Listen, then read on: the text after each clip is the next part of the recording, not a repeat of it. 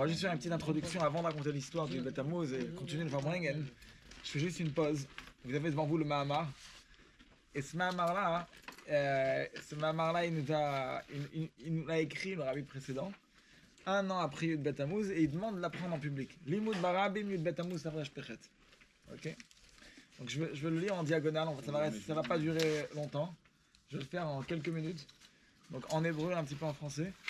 Et ça va nous permettre de comprendre quelle est la passion. Pourquoi se rendre tellement fou pour apprendre à 10 personnes 10, 20, 30, 40.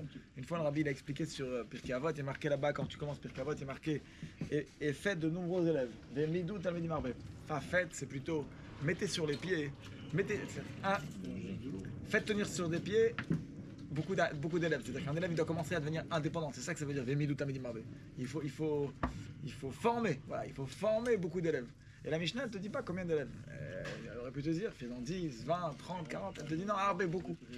Tant que je ne te dis pas combien c'est, ça veut dire qu'en vérité, tu peux aller nos limites. Au point où le rabbi, une fois, il dit dans Farbrengen, il dit même si tu as 24 000 élèves comme Rabbi Akiva, si tu as un potentiel de 25 000, il faut atteindre les 25 000. Il ne faut jamais se suffire de du potentiel. Donc, en vérité, quand tu entends, tu te dis voilà, à Sarcelles, on est 15 000 juifs. À Saint-Brice, on est 20 000 juifs. Tu vas entendre des chiffres comme ça. Dans ta tête, tu dois tout de suite traduire. Ah, il y a 15 000 personnes qui apprennent la Torah. Il y a 15 000 élèves. C'est comme ça qu'il faut regarder. Chacun, c'est un potentiel élève pour venir à un cours de Torah. Jeune, moins jeune, enfant, personne âgée. Tout le monde se doit d'apprendre la Torah. 10 personnes qui sont assises apprennent la Torah. La Shrina, elle réside parmi eux. Comme c'est marqué, Dieu il se trouve dans l'assemblée Badat Kel V'en d'Apruta Masara. Ce qu'on appelle une Eida, c'est pas moins que 10. Et donc, c'est Menaï, il a fait le Khamisha don, c'est même 5, comme c'est marqué Vagudat ou Aleret Sada. Donc, Aguda, c'est là, Rambam explique Aguda, ça veut dire 5. Et donc, c'est que même 3, c'est marqué Beker Avolokim Mishpot. Puisque 3 juges, ça forme le tribunal.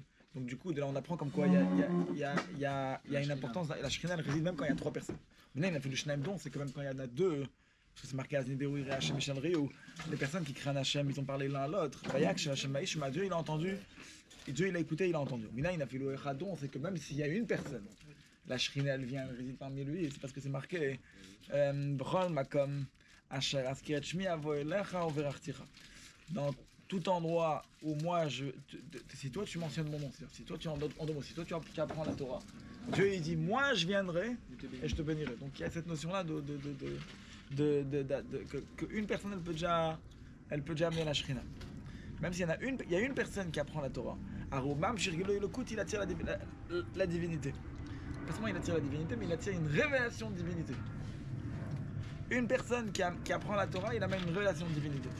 Tu rentres dans une salle, tu vois une personne en train d'apprendre la Torah, il y a quelque chose qui se dégage. Il y a un sentiment, il y a quelque chose, il y a plus qu'un écho. C'est pas juste tu vois une personne en train d'apprendre. Il y a une grande différence. Si tu serais rentré à la bibliothèque Anna Lafargue en train de regarder, si tu vois une personne en train de lire un livre, c'est une chose. Si tu rentres au Bet Rabal et tu vois quelqu'un en train d'apprendre la Torah, c'est autre chose. Ah pourtant tu vois les deux avec un livre, oui mais c'est pas la même chose. Lui il dégage pas une révélation divine. Lui quand il est en train d'apprendre la Torah dans la choule, il y a une révélation divine spéciale qui se passe. Quand il y a une personne qui apprend la Torah, plus forte raison quand il y en a plusieurs. Mais pourtant, il y a quand même une différence. Il y en a un qui apprend, ou il y en a plusieurs qui apprennent. Il y a toujours la Shrina qui vient. Mais le niveau de Shrina qui vient, le public, il amène à une plus grande dimension. Comme dans la Tfila, par exemple, dans la Tfila, on dit que quand tu pries en public, alors dans ce cas-là, il y a marqué que Dieu, il n'y a pas de dégoût à la prière. La prière, elle est toujours acceptée. Quand tu pries tout seul, peut-être elle va être acceptée, peut-être elle va pas être acceptée. Quand tu apprends en grand public, la Shrina, la Tfila, elle est toujours acceptée. C'est pour ça que c'est important de prier avec Minyan. Ok. La même manière que c'est comme ça par rapport à la prière, la même manière que c'est comme ça aussi par rapport à l'étude. Quand tu apprends la Torah en grand public, c'est là où il y a un niveau de Shrina supérieur qui vient. Rabbi Shmuel lui dit il y a 13 midot. Il y a 13 moyens de comment la Torah elle est apprise. Ok, Kalvachomer, etc., Shava, etc. Il y a des méthodes. Quand tu veux innover dans la Torah orale, il y a 13 méthodes. Ok. Maintenant, ces 13 méthodes-là, ils vont te révéler une certaine lumière, ils vont te révéler une certaine manière de comment apprendre. Ces 13 manières de comment apprendre la Torah, ils sont en parallèle, je suis au numéro 3. Ils sont en parallèle aux 13 attributs de miséricorde. Les 13 attributs de miséricorde, c'est quand tu pries et tu as besoin de faire intervenir une dimension spéciale d'Hachem pour que après on puisse avoir un pardon ou quelque chose qui va changer. Par exemple, Dieu il a voulu tuer le peuple juif après la faute des explorateurs et Moshe Rabbeinu il a réussi il a prié à Hachem avec les 13 attributs de miséricorde. Et c'est les 13 attributs de miséricorde qui ont changé la donne. C'est les 13 attributs de miséricorde qui ont fait comme quoi les Bnei Israël ont été sauvés. Donc, on va le voir aussi avec la prière de Myriam, que quand Moshe va dire quel, qui est le premier des 13 attributs de miséricorde, là on aura la guérison pour Myriam. Myriam qui a eu la lèpre à cause du Lachon Hara. En tous les cas, là-bas on fait un rapprochement avec le Kalvachomer. Avec le Kalvachomer, c'est que si tu compares le Kel avec le Kalvachomer, c'est la plus forte raison. Si déjà ça, à plus forte raison ça. Ça c'est une des méthodes qu'on apprend dans la Torah. La première méthode de la Torah, elle est en parallèle avec le nom de Kel. Ok? Donc la première méthode, première dimension du nom d'Hachem. Et c'est comme ça que tu attires après les 13 attributs de miséricorde. Et ça c'est qu'est-ce que nos sages disent. Al tikre shoshanim, aroe ba shoshanim, el shoshanim ba alachot. La rose elle a 13 pétales. Comment répondre à la contradiction avec le fait qu'il y en a... Des fois il y en a plus, des fois il y en a moins. Peut-être il y a d'autres rabbanim qui ont une réponse, je ne sais pas la réponse. Mais en tous les cas, on te dit Aroe ba Shoshanim. Ok? Et on dit il ne faut pas lire Shoshanim. Il y a les 13 pétales de la rose, oui, qui dégagent une bonne odeur d'ailleurs, qui sont comparés aux 13 attributs de miséricorde. Ok? Et aux 13 manières de comment interpréter la Torah. C'est comment développer la Torah orale. On commence avec 13 méthodes. Kalvachomer, Xerashava, on les dit tous les matins. En tous les cas, l'assemblée du peuple juif, la rose, elle a ses pétales qui l'entourent et qui la protègent. Le peuple juif, il est entouré de ces 13 attributs de miséricorde qui le protègent de tous les coins. Am Israël, on dit Am Israël, Chai. Pourquoi Am Israël il est tellement protégé? Grâce aux 13 attributs de miséricorde, comme les 13 pétales de la rose qui lui protègent. Les 13 attributs de miséricorde, ils peuvent venir où? Par la prière, mais par l'étude de la Torah aussi. La Torah, elle attire les 13 attributs de miséricorde. Donc, je rejoins un petit peu l'idée un petit peu pour faire la comparaison avec l'actualité. Les gens ils disent, oui, mais pourquoi ils restent à la yeshiva? Ils doivent rejoindre l'armée. Oui, mais si tu veux que Tzahal il puisse réussir dans les opérations, il faut bien qu'il y ait des gens qui apprennent la Torah. Parce qu'en vérité, c'est qu'est-ce qu'il dit ici? Les 13 attributs de miséricorde qui vont protéger le peuple juif, comme les pétales de rose, la rose avec tous les 13 pétales qui protègent le peuple juif, ok? Si tu veux être entouré de Shrina et être protégé, il faut des gens qui apprennent la Torah. Ok? Et donc, ça fera un bon travail quand il y a des gens qui apprennent à la yeshiva. Il faut les deux. Veine alom ve Torah. Numéro 2. 4. Numéro 4. Les gens qui apprennent la Torah, les gens qui enseignent la Torah, ils sont appelés les gens qui gardent la ville, les Touré Karta. Ok. Pourquoi prier avec un minyan? Alors il explique.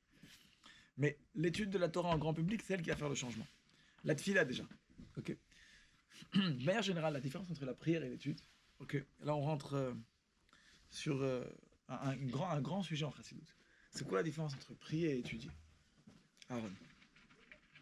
Les deux, c'est une connexion avec Hachem. C'est quoi la différence entre prier et étudier? Pourquoi j'ai besoin de prier et d'étudier? Parce que l'étude, c'est l'action. Ok, et la prière, c'est? Je pense. Ouais, c'est ça. La prière, c'est la marche là-bas. Ce qui précède.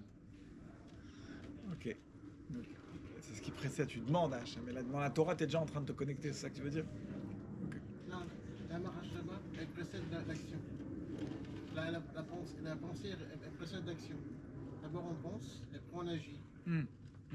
Ok. Il y a 2 étapes. Alors là il y a ça. Là, il va dire aussi autre chose. Il va dire la prière, c'est du bas vers le haut. L'étude de la Torah, c'est du haut vers le bas. Il y a un ayam yam qui dit quand tu pries, tu es comme un fils chez ton père. Et quand tu étudies, tu es comme un élève chez ton... Fils. Non. Chez ton maître. Tu connais ça, ayam yam? Ouais. Ton maître. Non? C'est pas un ayam yam, ce truc? Ouais. Si. C'est un ayam yam, non? C'est un ayam yam, ok. C'est un mot, ok. Ok. Alors, quand tu pries, c'est une formule. Quand tu étudies, c'est une autre formule. Le fils chez son père, c'est comme le fils qui vient, il demande à son père, papa, donne-moi, papa, aide-moi, papa, oriente-moi, papa, accompagne-moi. Quand tu es un élève chez ton maître, l'élève, il écoute le cours. Donc, c'est du maître à l'élève, c'est de haut en bas. Le fils chez son père, c'est du bas vers le haut. Okay. C'est quoi la différence? Si c'est du bas vers le haut, si c'est toi vers ton père, alors dans ce cas-là, tout se paramètre par rapport à comment tu as demandé. Des fois, un papa, il va dire, mais tu m'as pas, tu as. Des fois, tu entends souvent les parents qui disent, oui, mais dis s'il te plaît, dis merci. Ça dépend comment tu demandes. Ok, il y a comment tu demandes. Donc ça veut dire qu'en vérité, quand tu demandes, si tu veux avoir ce que tu as demandé, il y a une manière de comment demander. Donc, le réveil d'en haut, il dépend du réveil d'en bas. Mais ça, c'est la prière. Mais là, ok, en comment tu demandes, c'est comme ça que tu auras. C'est pour ça que dans la prière aussi, il y a plusieurs dimensions. Il y a prier avec kavana, prier moins, pas sans kavana. Il y a prier avec un public, tout seul. La prière des 10 jours de pénitence, il y a plein de dimensions dans la prière. Et en fonction de comment tu pries, c'est comme ça que tu vas créer quelque chose chez Hachem. C'est la signification du Yehi Ratzon. Yehi Ratzon, que ce soit la volonté chez Hachem. Donc tu crées une volonté chez Dieu qui est en parallèle, en réponse à ce que tu demandes. L'étude de la Torah, c'est pas ça. C'est pas que tu crées quelque chose chez Dieu en fonction de ce que tu demandes. L'étude de la Torah, c'est Dieu. Il te partage sa sagesse. C'est pas en fonction de pas en fonction de comment tu demandes. C'est pas en fonction de toi. La Torah, c'est en fonction de lui. Lui, la Torah, elle existe quoi qu'il arrive. Baruch haba. Il y a de la place. Il y a comment toi tu apprends. Ok. Maintenant, la Torah, elle dépend pas de quoi que ce soit. C'est la Torah d'Hachem et Dieu il la partage. Ok. Et donc là,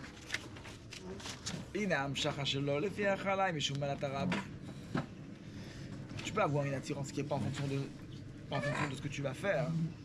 Ça c'est comme ça c'est la prière du public. Comme la prière d'un individu.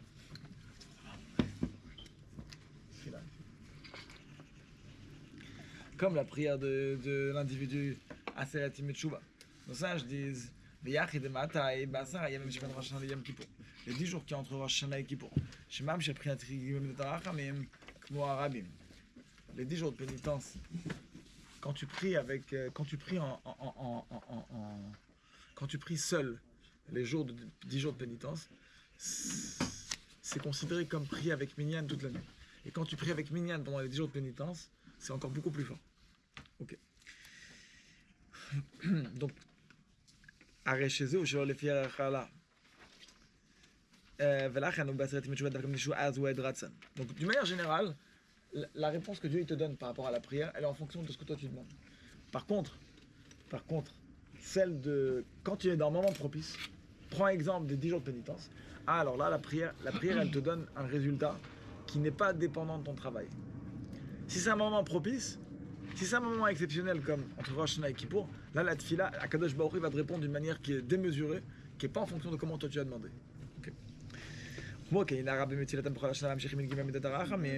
Quand tu pries avec Minyan pendant toute l'année, tu attires les 13 attributs de miséricorde. Et là maintenant on a la réponse. Tout à l'heure on a posé la question, on a dit mais pourquoi prier avec un rabbin, un juif, même s'il apprend seul, c'est important. Un juif il prie seul, c'est important, oui. Mais quand tu pries seul, la réponse que tu as d'en haut, elle est en commune mesure avec ce que tu as demandé. Et comment tu as demandé. Et est-ce que tu es méritant, tu n'es pas méritant. Il y a plein de dimensions. Quand tu pries avec un rabbin, la tfila, elle prend quelque part un petit peu la dimension de l'étude. Quand tu pries avec un minyan, eh ben ça fait que le réveil d'en haut n'est pas en commune mesure avec le réveil d'en bas. Il n'est pas en fonction de ce que tu as travaillé. C'est beaucoup plus fort. Okay. Ça, c'est qu'est-ce que tu as gagné avec le public. Ok, il va mettre à la manière dans la Torah. Gam, de Torah Bichal, malgré que la Torah c'est une attirance du haut vers le bas. Malgré ça, malgré ça, la Torah, alors, il dit, la Torah de base, elle n'est pas dépendante de ton travail. Mais quand même, il faut quand même, toi, t'investir aussi. Il faut t'impliquer. D'ailleurs, on voit, tu vas pas comprendre la même chose si tu te fatigues ou tu te fatigues pas. Ok ? Il y a des gens qui vont lire. Ils vont venir à un cours, Tu vas dire, mais qu'est-ce que tu as retenu du cours? Il va te dire un mot. Tu dis, mais c'est ça que tu as appris pendant 1 heure de cours? Ouais, c'est ça que j'ai appris. Pourquoi? Parce qu'il ne s'est pas tellement investi dans le cours. Quelqu'un qui va apprendre et il va s'investir, il va poser des questions, il va débattre le sujet, il va beaucoup plus retenir. Ah, il y a une différence. Donc même dans l'étude de la Torah, il y a une différence. Donc ça veut dire que dans la Torah, d'une manière générale, la Torah, elle n'est pas comme la prière. Mais quand même dans l'étude, il y a ce sujet-là. Il faut quand même se fatiguer, travailler, débattre la Torah. J'étais une fois dans une bar mitzvah avec... Baruch Hashem, maintenant, il a déjà 2 enfants, mais c'était en 2013, il a fait sa bar mitzvah. Un jeune du club ado. Et Rav Beros, il avait pris la parole, le grand rabbin de Sarcelles. C'était à la grande synagogue. Et il avait dit au bar mitzvah, il avait dit, la Torah... Écoutez cette phrase, elle est très belle. Il a dit, la Torah, il ne faut pas la regarder, il faut la débattre. Il faut la travailler. C'est une belle phrase. La Torah, il ne faut pas la regarder. Tu ne dois pas être spectateur, il faut la travailler. Il faut la travailler. Donc c'est qu'est-ce qu'il dit ici. C'est pour cela... la Torah, celui qui dit j'ai que la Torah, même la Torah il n'a pas. Il faut alors travailler quoi? Travailler l'étude, mais il y a aussi travailler ses traits de caractère. Des fois, le fait que tu travailles tes traits de caractère et que tu es plus raffiné, ça te permet de comprendre la Torah d'une autre manière, plus profondeur, avec plus de profondeur. Donc celui qui dit j'ai que la Torah, moi j'apprends que la Torah, je m'en fiche de comment je me comporte et qu'est-ce que je fais avant, qu'est-ce que je fais. Même la Torah il n'aura pas. Ça veut dire quoi? Ça veut dire qu'il faut aussi prier. Pourquoi tu pries alors? On répond à la question pourquoi il faut prier et étudier. Parce que si tu étudies, tu peux être comme quelqu'un qui va finir comme un médecin, qui va... T'as appris la médecine pour être médecin, mais c'est pas ça la Torah. La Torah, c'est un mode de vie. Okay? Donc la Torah, elle a besoin de la prière. La Torah, elle a besoin d'être accompagnée de prière pour que tu saches comment apprendre et pour que tu saches que la Torah, elle donne ses fruits. Donc, il faut, en parallèle à l'étude, il faut aussi avoir la voda de la tefila. À part le fait que la Torah elle-même, elle doit être avec fatigue. Il faut se fatiguer dans la Torah. Comme on dit, Yagata ou Matsata, tu te fatigueras, tu trouveras.